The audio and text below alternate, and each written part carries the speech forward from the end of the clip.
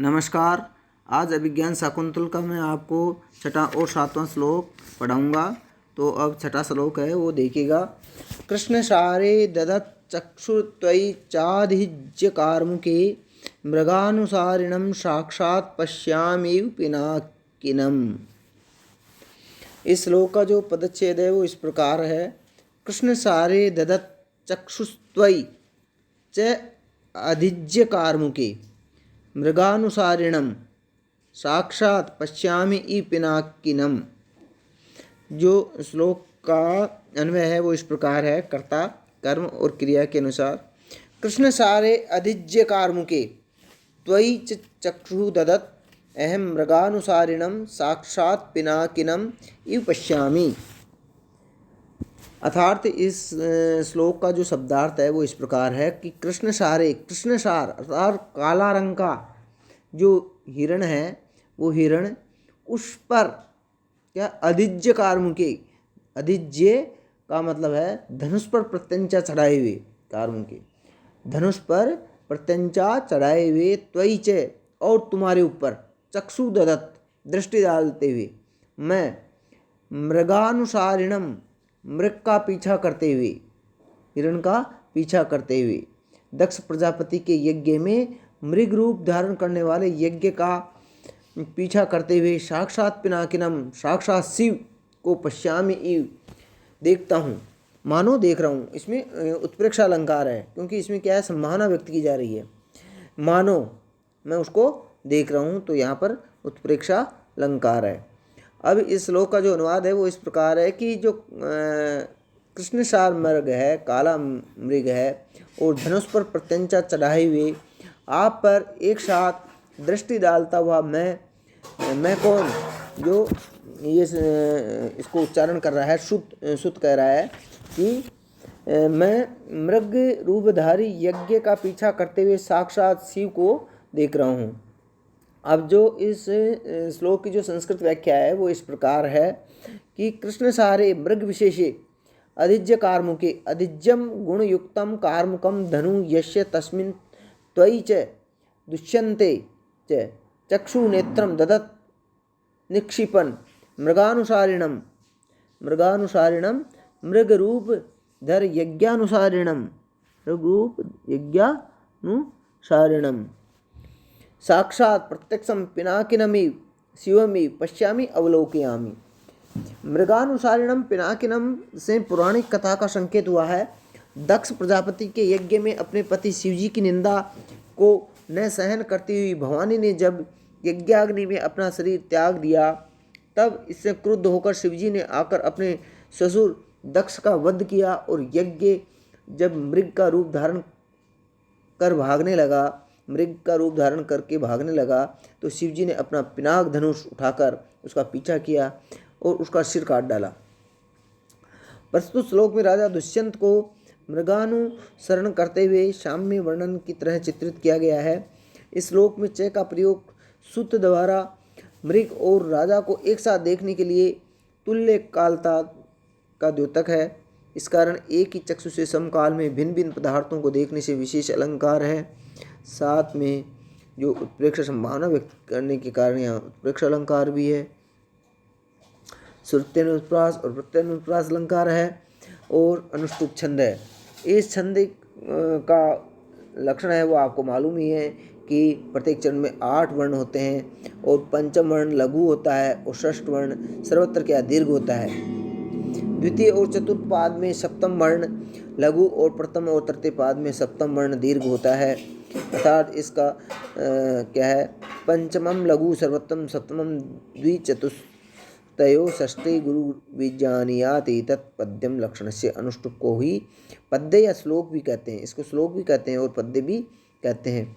अब यहाँ पे क्या है, मृगम अनुसरन्ति इति मृगानुसारी, मृगम अनुसरन्ति इति मृगानुसारी, मृग अनु श्री धातु से निनी प्रत्यय हुआ है। सरेण सहित सरह सरह चाप हस्तयो यशस सर चाप हस्तः सुतः सारथी सुवती प्रेरयति अश्वान इति सुतः। मनुस्मृति के अनुसार क्षत्रिय ब्राह्मण कन्या से उत्पन्न संतान सूत कहलाती है। सूत का लक्षण है निमित्त शकुनी ज्ञानी है। इस प्रकार ये इसका ये है। तो इस प्रकार इस श्लोक का व्याख्या, संस्कृत व्याख्या, हिंदी व्याख्या हुई। अब आगे जो श्लोक है, सप्तम श्लोक है, उसको देखिएगा। राजा कह रहा है कि ग्रीवाभंगा विरामम मुहुरनुपति चंदने बद्ध दृष्टि पश्चादेन प्रविष्ट सरपतन भयाद भूयशा पूर्वकायम दर्भेरर्धावलीडे श्रम विवर्त मुख भ्रंशिवी कीर्ण वर्तमा पश्चोदग्र प्लोत्वाद वियति बहुतरम स्तोक मुर्व्याम प्रियाति। इस श्लोक बहुत इंपॉर्टेंट श्लोक है। यहाँ पे क्या है, स्वाभाविक के जो हिरण है उसकी स्वाभाविकता का वर्णन किया गया है। तो इसमें बताया गया है कि राजा कह रहा है कि सुत, ये हिरण तो हमें बहुत दूर ले आया है, उसके पीछे पीछे हम आ रहे हैं। तो इसमें स्वाभाविक नामक अलंकार है। तो इसमें इसका अन्वय क्या है कि अनुपतति चंदने मुहु गिरवा भंगा विरामम बद्ध दृष्टि सरपतन भयाद भूयसा पश्चादेन पूर्व कायम प्रविष्ट है श्रम विवर्त मुख भ्रंशिवी अर्धावलीडे दर्भे कीर्ण वर्तमा उदग्र प्लोत्वाद वियति बहुतरम उर्व्याम स्तोकम प्रियाति इति पश्ये।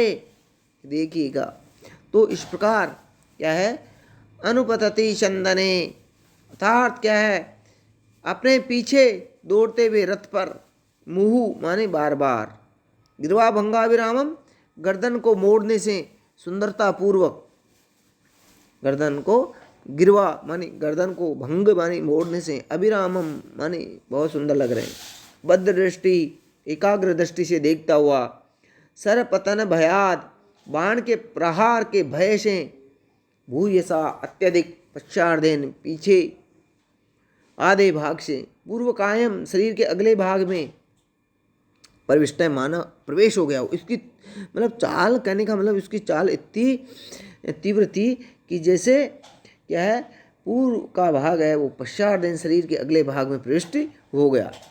श्रम विवर्त मुख भ्रंशिवी, दौड़ने से श्रम के कारण खुले हुए मुख से गिरने वाले, अर्धावलीडे आधे चबाए गए, अर्धावलीडे आधे चबाए गए, दर्भे माने कुशों से, दर्भों से, कीर्ण वर्तमा जिसका मार्ग प्राप्त हो गया है, ऊंचा उछलने के कारण, व्यति माने आकाश में, बहुत तरम अत्यधिक, उर्व्याम माने धरती पर, उर्वी उर्व्याम सप्तमी विभक्ति का रूप है, उर्व्याम धरती पर, स्तोकम अत्यल्प, प्रयाति चलता है, इति पश्ये ये तुम देखो।